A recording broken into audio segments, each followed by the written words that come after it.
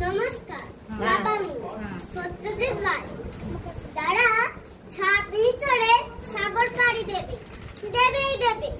তাদের সবাই করে মানা, বলে আর কিছুতে যাও না। দিচ্ছে হাওয়া পুবে, ঘূর্ণিতে সব মরবে জেনে ডুবে। তাও কি তারা তলে?